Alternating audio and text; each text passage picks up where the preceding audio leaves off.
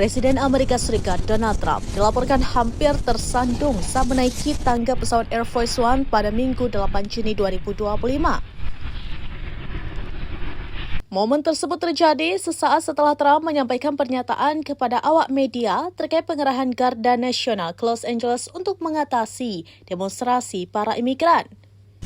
Cuplikan video insiden tersebut dengan cepat menyebar di berbagai platform media sosial dan menimbulkan beragam respon dari warganet. Banyak yang menyoroti kejadian ini mengingat Donald Trump sebelumnya beberapa kali mengejek mantan Presiden Joe Biden atas kesalahan-kesalahannya selama menjabat, termasuk terkait kesalahan saat naik tangga pesawat. Dalam rekaman yang beredar, terlihat Presiden Trump kehilangan keseimbangan saat melangkahkan kaki di tangga pesawat.